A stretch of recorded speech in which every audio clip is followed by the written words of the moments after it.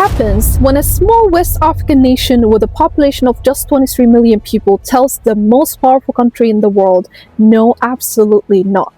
While Ghana accepted deportees and held them in military camps, while Rwanda signed a $7.5 million deal, while South Sudan detained people in undisclosed facilities, one country stood up and said, "We are a land of dignity, not deportation." Burkina Faso's refusal has been making headlines around the world, of course. Now let's see what happens when African nations stop accepting deals that don't serve their people. This is Africa Insights with Hikman. Today we are breaking down why Burkina Faso's rejection of America's deportation deal might be one of the most significant moments in US-Africa relations this year. Let's start with what actually happened, because this story has been unfolding quietly for months and most people have no idea it's been going on. Since July 2025, the Trump administration has been sending deportees to Africa.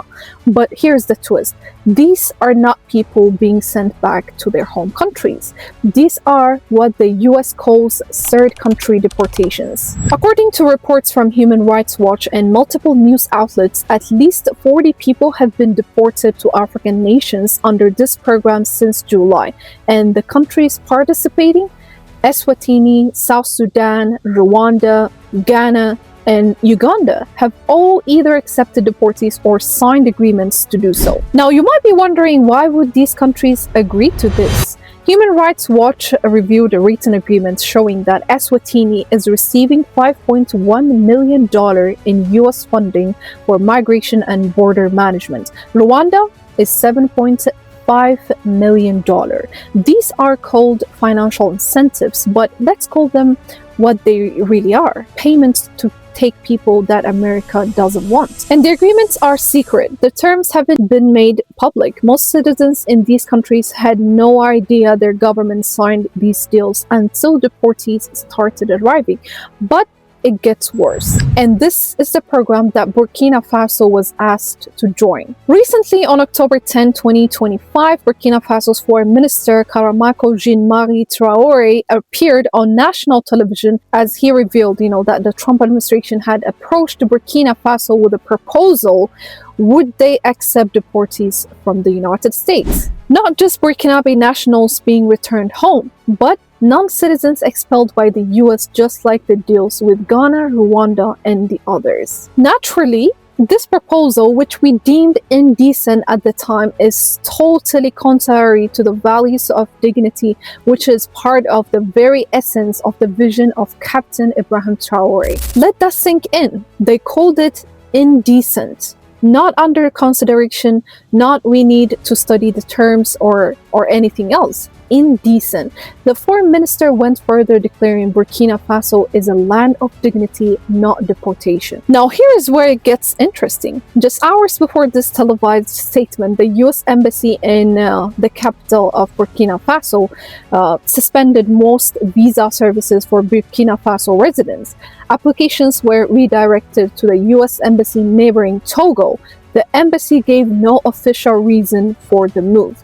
Coincidence?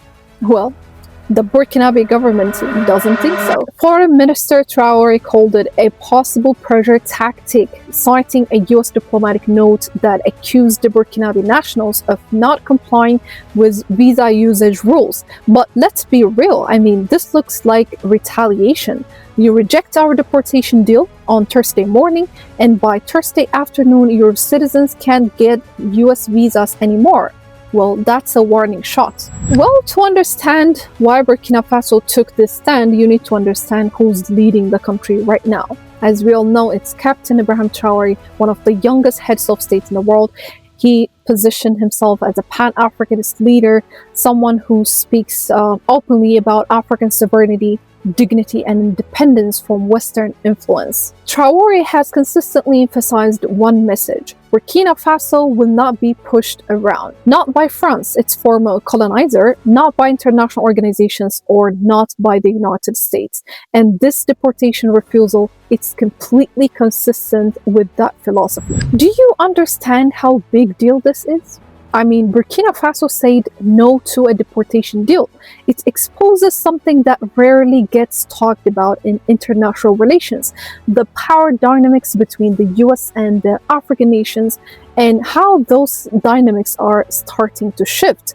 Let's look at what happened with the other countries. Ghana accepted 14 deportees in September. The decision sparked immediate controversy. Opposition leaders and activists criticized the government for taking the deal. The deportees even sued for unlawful detention. There were public outcry, and yet the government defended its decision, likely because of the financial incentives and diplomatic pressure. Rwanda signed an agreement to accept up to 250 migrants. President Paul Kagame's government has positioned Rwanda as a partner for migration management. They even had a similar deal with the UK to accept asylum seekers crossing the English Channel. For Rwanda, this is about international standing and financial gain. Eswatini, one of Africa's last absolute monarchies, accepted deportees with little public debate. The government gets $5.1 million, and the deportees are detained with minimal transparency. South Sudan and Uganda, both dealing with their own internal conflicts and economic challenge, signed agreements that bring in US funding that their governments desperately need. Every single one of these countries faced pressure, diplomatic, economic, or both, to sign these deals, and they all said yes, except one. Burkina Faso looked at the same pressure, the same financial incentives, and said this compromises our dignity. Now, I'm not ignoring the country's challenge, but on this specific issue, on being asked to accept deportees who have no connection to their country in exchange for US money, Burkina Faso made a choice that prioritized sovereignty and dignity over short-term financial gain. And that's rare, really rare. This moment echoes something deeper in African history. During the Cold War, both the US and the Soviet Union treated African nations as chess pieces, offering aid, demanding loyalty, pressuring governments to pick sides. Many African leaders, from Kwame Nkrumah to Thomas Sankara, spoke about African solutions to African problems and resisting external pressure. Thomas Sankara, by the way, was Burkina Faso's revolutionary leader in the 1980s. He is a hero to Pan-Africanists worldwide for his anti-imperialist stance. And guess what? Captain Ibrahim Traoré has explicitly modeled his leadership after Sankara. This story raises some uncomfortable questions that go beyond Burkina Faso. Question 1. Is this program even legal? Legal experts and human rights organizations are raising serious concerns. A US federal judge recently said the administration appears to be trying to do an end run around legal protections for asylum seekers. The US has international obligations under refugee law. You can't just dump people in random countries because it's convenient, but that's essentially what's happening. Question 2. Why are these deals secret? If these are legitimate agreements that benefit all parties, why are not the terms public? Why don't citizens in Ghana, Rwanda, or Eswatini get to know what their governments agree to? Transparency in governance is a human right. Question 3. What message does this send to African nations? When the US suspends visa services to Burkina Faso right after they reject a deportation deal, what does that communicate? It says if you don't cooperate with our immigration enforcement, we will make life harder for your citizens. And that forces African leaders into an impossible position. Accept deals that might not serve your people's interests or face diplomatic and economic consequences. So where does this go from here? As of now, Burkina Faso remains firm in its refusal. The visa suspension is still in place, which means Burkina-based citizens face real consequences. Students cannot easily study in the US. Business people cannot travel, families cannot visit relatives anymore. But the government has made its choice clear: dignity over convenience. Meanwhile, the Trump administration continues its third-party deportation program. More flights are likely coming. More African nations may face similar pressure. Burkina Faso's refusal has created a crack in the wall. It's shown other African nations that saying no is possible. That sovereignty is not something you can actually exercise. Will this change US policy? Probably not immediately. Will other African countries follow Burkina Faso's lead? That remains to be seen. But what we are witnessing is a shift in how some African nations engage with global powers. They are not just accepting deals because they come with money attached. They're saying, does this benefit or serve our people? Does this respect our dignity? Does this align with our values? And sometimes they're saying no. Burkina Faso just showed the world that a country of 23 million people can stand up to a superpower.